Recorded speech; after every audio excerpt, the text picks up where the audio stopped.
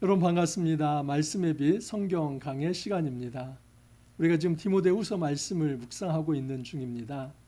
디모데후서는 바울이 디모데에게 보낸 마지막 서신입니다.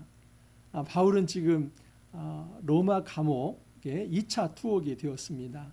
그 감옥은 지하 토굴입니다. 빛도 잘 들어오지 않습니다. 너무나 정신적으로 육체적으로 정말 무너지는 그런 환경에 처해 있습니다. 근데 바울은 그런 곳에서 마지막 편지를 쓰는데 놀랍게도 그 감옥 안에서 소망을 잃어버려야 할 자가 오히려 담대하게 나는 하나님 나라를 위해서 이런 상황을 부끄러워하지 아니하고 그리고 기뻐하면서 확신에 차게 나의 갈 길을 달려가겠다. 그러므로 밖에 있는 너 디모데는 더욱 복음과 함께 고난을 받으며 장부처럼 사자처럼 담대하라, 두려워하지 말라, 그런 메시지를 전달하고 있습니다. 여러분, 우리 삶 속에서 정말 어렵고 힘든 일이 무슨 일이 있습니까? 어떤 일이 있습니까? 사실 어려운 일이 없다고 하면 정말 그것은 거짓말하는 거나 마찬가지겠죠. 그냥 목사님 저는 괜찮아요. 다 힘든 일 없어요. 근데 사실은 그것은 겉으로 하는 얘기이고 속은 어려운 일이 왜 없겠습니까? 힘든 일이 왜 없겠습니까? 사람마다 정도의 차이일 뿐 어렵고 힘든 일을 다 가지고 살아갑니다. 그거 풀어내기로 한다면, 우리 인생을 살아오면서 어렵고 힘든 일 풀어내기로 한다면 모두 다 소설책 한 권 정도는 다 나옵니다. 그럴 수 있습니다. 모든 인생이 정말 소설책 한 권 정도 되는 인생입니다. 말 못할 그런 고민과 아픔을 가지고 우리가 살아오지 않습니까? 주님께서 그러나 말씀합니다. 그런 어려움 속에서 함부로 신앙을 포기하지 말라. 넘어지지 말라. 제발 여기에서 그만두지 말라. 다시 한번 일어서서 너에게 맡겨진 그 경주를 끝까지 완주하라. 그렇게 말씀을 합니다. 오늘은 이제 거룩한 소명에 대해서 좀 말씀을 드리려고 합니다. 정말 하나님께서 우리를 왜 부르셨는가? 하나님께서 그 부르신 부름의 목적이 무엇인가? 그 목적에 우리가 어떻게 부응하며 살아가야만 하는가? 이 거룩한 소명을 잘 알 때에 우리에게 맡겨주신 그 사명을 끝까지 완수할 수 있는 것입니다. 그리고 그런 자가 장래에 주님께서 재림하실 때에 칭찬을 받고 주님으로부터 그 영광의 면류관을 우리가 받았을 수 있을 것입니다. 여러분, 이제 내일 수능일입니다. 그래서 오늘 이제 내일치 본문까지 이틀치를 먼저 함께 살펴보겠습니다. 그래서 수능일은 온전히 이제 수험생들을 위해서 기도하는 그런 시간으로 갖도록 하겠습니다.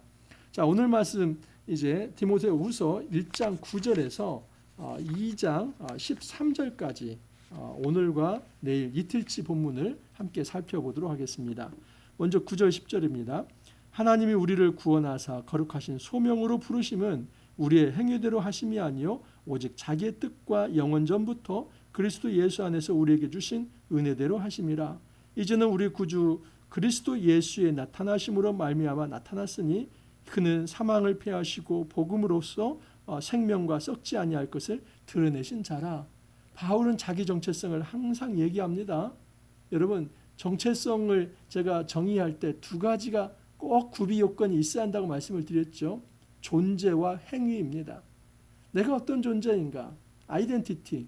나의 정체성은 무엇인가? 나는 누구인가를 얘기할 때 내 존재 그리고 그 존재가 행하는 삶, 이 행위, 이 두 가지가 결합이 될 때 그 사람을 이해할 수 있는 것입니다.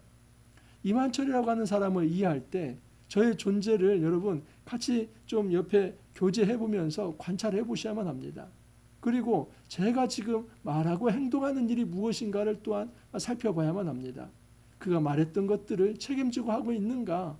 이중적이지는 않는가? 이런 모든 것들을 살펴보면서 한 사람을 평가할 수 있는 거 아닙니까? 이게 바로 자기 정체성입니다. 우리가 어떤 사람인가 하는 것은 나의 being, 이 존재가 필요하고 그리고 doing, 무엇인가 행하는 행위가 결합될 때에 그 사람이 어떤 존재인가를 명확히 알 수 있습니다. 우리 신앙이 어떤 존재입니까? 하나님께 부름받은 존재입니다. 이걸 소위 콜링이라고 합니다. 소명. 하나님의 부르심, 여러분 이 하나님의 부르심에 대한 확신이 없다면 우리는 어떤 일도 끝까지 완수할 수 없습니다. 사람의 인내력과 또 사람의 어떤 이 심지는 그렇게 굳지 않습니다. 그냥 어려운 일 당하면 그런 거 다 원칙이고 뭐고 다 그냥 내팽개칠 수 있는 게 인간입니다. 연약한 존재입니다. 우리의 세계관과 인생관이 얼마나 확고하다 할지라도 힘들고 어려우면 다 귀찮습니다. 근데 여러분 그런 상황 속에서도 우리가 넘어지지 않고 온전히 중심을 잃지 않고 붙들고 정말 그러면서도 올곧게 한 길을 갈 수 있는 게 있는데 그것은 하나님의 부르심에 대한 확신. 하나님이 나를 콜링하셨다. 하나님이 나를 부르셨다. 바울은 이 확신이 있었던 겁니다. 바울은 그냥 자연인으로 살아간 것이 아니라 하나님께서 나를 부르셨는데 그 부르심에 부응하면서 응하면서 그 하나님의 영광의 직분에 내가 정말 겸손하게 기쁨으로 감사하면서 살아가는 삶이 의미 있다. 그렇게 생각하며 지금까지 살아온 것입니다. 그래서 거룩하신 소명으로 부르심은 이라고 얘기를 합니다. 여러분 그 부르심은 어떤 부르심이냐면 하나님께서 우리의 행위로 하심이 아니요 오직 자기의 뜻으로 부르셨다라고 얘기를 합니다. 우리의 행위가 아니라 하나님의 뜻으로 부르셨다는 것은 하나님의 부르심 콜링 자체가 은혜라는 것입니다. 만약에 우리의 행위라고 한다면 우리의 잘난 면들 또 우리가 그렇게 부름받을 만한 자격이 있는 것들 뭐 이런 것들이 다 자랑거리가 되겠지요. 그런데 하나님의 부르심은 그렇지 않습니다. 내가 잘나서 하나님이 부른 것이 아니라 내가 하나님 앞에서 자격이 미달된다 할지라도 정말 자격 없는 자이라 할지라도 하나님께서 조건 없이 우리를 부르심 이것이 바로 은혜이죠. 그래서 하나님의 뜻, 이 하나님의 주권이 이 부르심에 있어서 가장 중요합니다. 또한 영원 전부터 그리스도 예수 안에서 우리에게 주신 은혜대로 하심이라 같은 얘기이죠. 이 하나님의 뜻대로 또 하나님의 은혜대로 부르셨다. 근데 누구 안에서요? 영원 전부터 그리스도 예수 안에서 영원 전부터라는 것은 여러분 창세 전에 하나님께서 우리를 이미 아셨고 예수 그리스도 안에서 우리를 그렇게 부르셨다는 겁니다. 예수님이라고 하는 중재자가 없다면 하나님은 절대 우리를 불러주실 수 없습니다. 예수님이 계시기 때문에 하나님은 우리를 예수의 그 십자가의 이제 보혈로 우리를 깨끗하게 씻어주시사 불러주시는 것입니다. 이제는 우리 그주 그리스도 예수의 나타나심으로 말미암아 나타났으니 그는 사망을 피하시고 복음으로써 생명과 썩지 아니할 것을 드러내신지라. 이것이 바울 복음의 어떤 기원과 같고 그리고 동력입니다. 그것은 부활신앙입니다. 전에도 말씀을 드렸지만 바울이 그렇게 180도 변화될 수 있었던 것은 다메섹 도상에서 부활하신 예수님을 만났기 때문입니다. 여러분 사람이 그렇게 쉽게 변화되는 거 아닙니다. 뭐 바로 직전까지 예수 믿는 자를 잡아 죽이려 했는데 이제는 예수를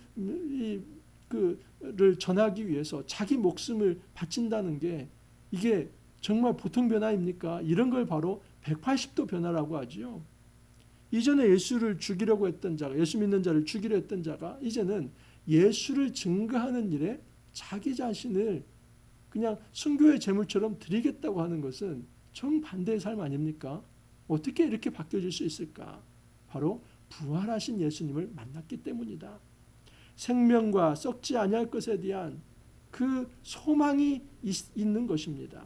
예수 그리스도가 반드시 이제는 자신이 부활했을 뿐만 아니라 예수를 믿는 모든 자에게 부활의 열매를 안겨주시겠다는 약속을 하십니다. 그것을 믿고 바울은 이 사역을 하고 있는 것입니다. 내가 이 복음을 위하여 선포자와 사도와 교사로 세우심을 입었노라. 이로 말미암아 내가 또 이 고난을 받되 부끄러워하지 아니함은 내가 믿는 자를 내가 알고 또한 내가 의탁한 것을 그날까지 그가 능히 지키실 줄을 확신함이라. 바울은 다시 한번 얘기합니다. 나는 복음을 부끄러워하지 않는다.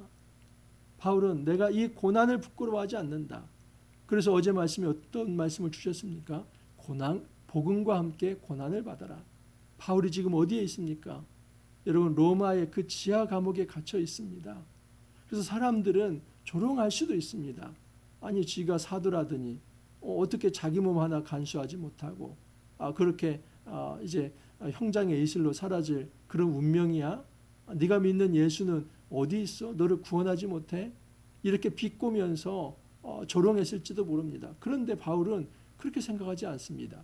내가 이 복음에 합당한 삶을 살고 있다. 이 복음을 전하다 이 감옥에 들어온 것은 무한 영광이다. 그렇기 때문에 나는 이 복음을 위해서 고난받는 것을 결코 부끄러워하지 않는다. 이 말은 주님도 부끄러워하지 않는다는 겁니다. 바울은 마지막 순간까지 주님을 배신하지 않습니다. 주님, 저에게 왜 이런 고난을 주십니까? 제가 주님을 따랐는데 제가 왜 이 감옥에 갇혀야만 합니까? 그런 말 하지 않습니다.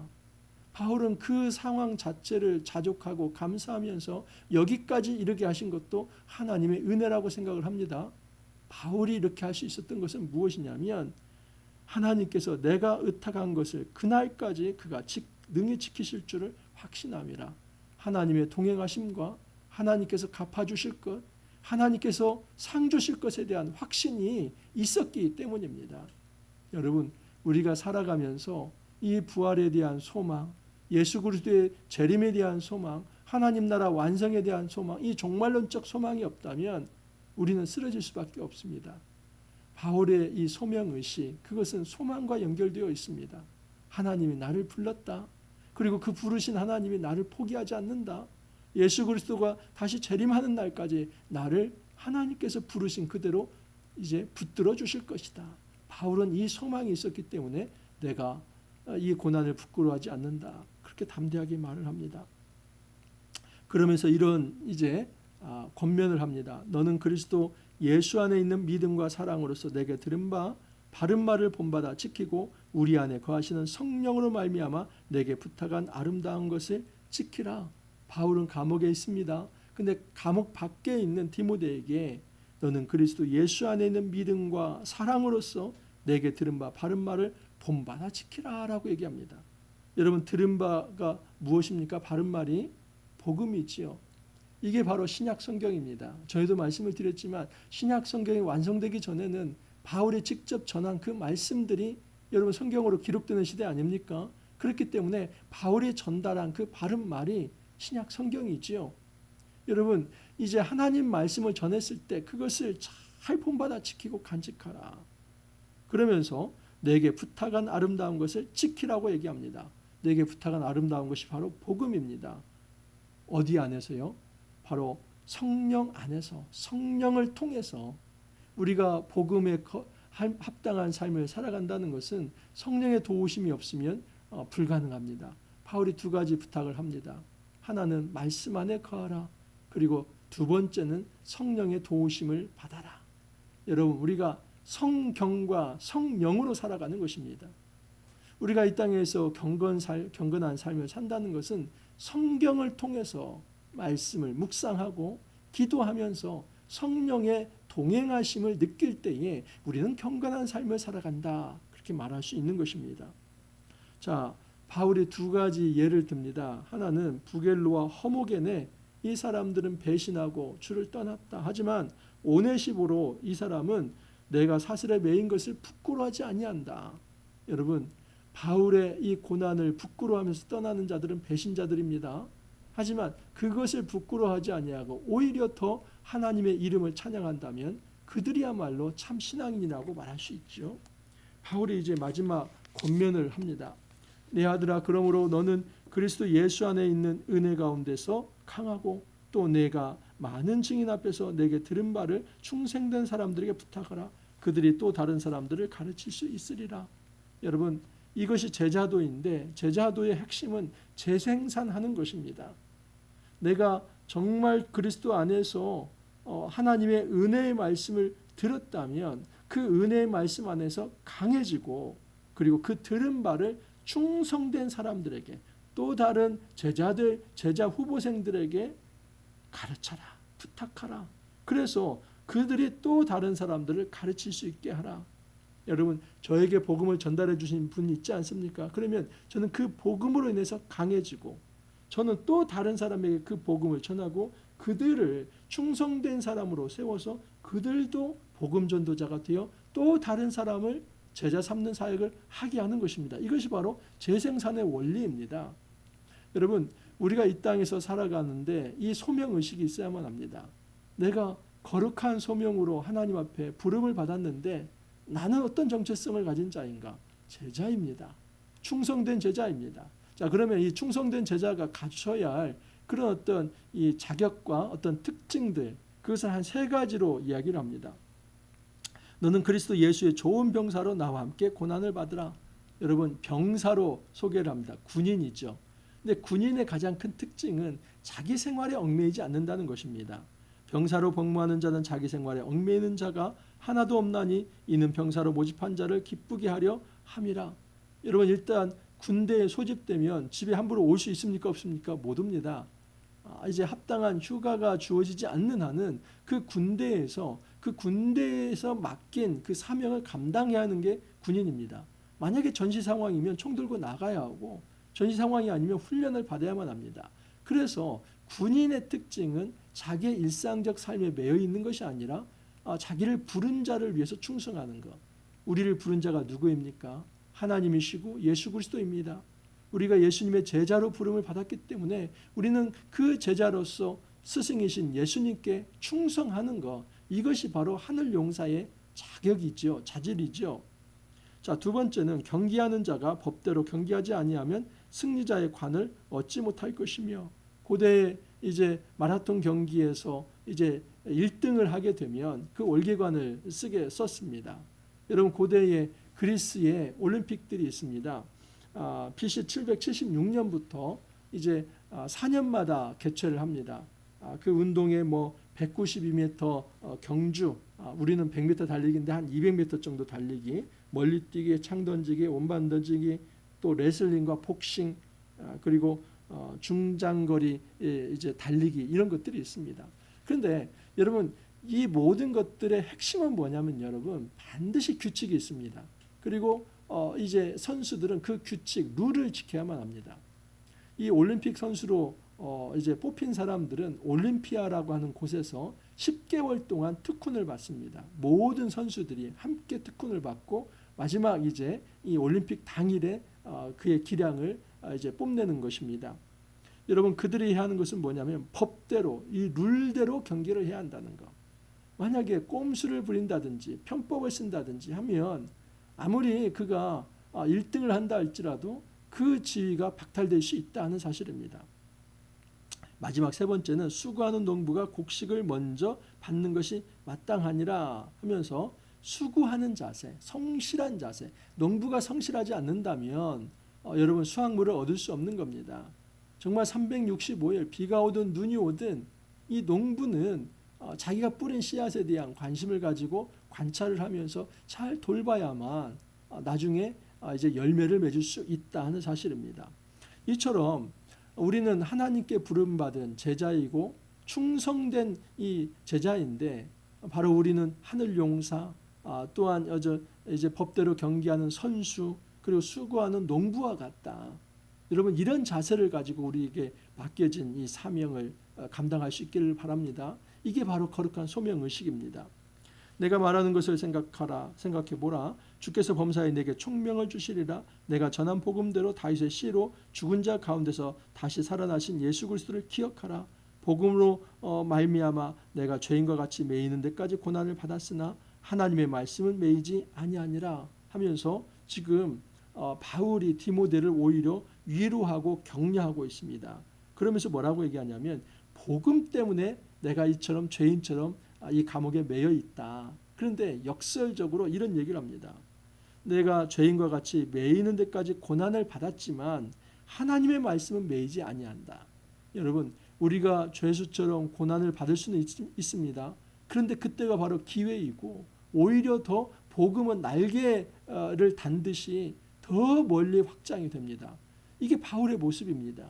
역설적으로 바울은 옥에 갇혀 있지만 여러분, 그 복음은 매이지 아니하여서 오히려 그 밖에 있는 제자들에게 더 영향력을 끼치고, 또 정말 영감을 주어서 그리고 어떤 이 열정을 갖게 해서 그들이 더 복음을 전하게 하는 그런 요소가 된다는 사실입니다.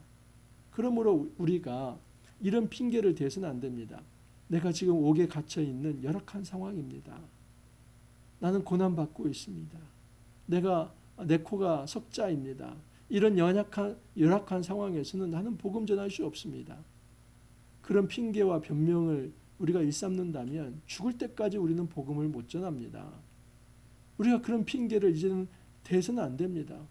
여러분, 우리가 어떤 형편에 있든 어떤 장소에 있든 시간과 장소를 가리지 않고 하나님께서 우리에게 주신 이 복음의 말씀이 있다면 전할 준비, 자세가 있어야만 합니다.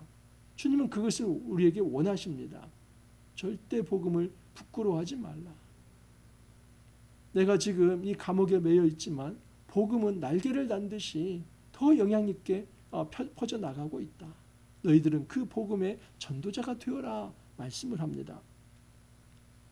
그러므로 내가 택함 받은 자들을 위하여 모든 것을 참음은 그들도 그리스도 예수 안에 있는 구원을 영원한 영광과 함께 받게 하려 함이라. 이것이 바울의 거룩한 소명의식이죠. 나라고 해서 왜 힘들지 않겠냐? 나도 인간이다. 하지만 내가 이 감옥에서 참고 있는 이유는 나와 함께 너희들도 이 구원에 동참하도록 하기 위함이다.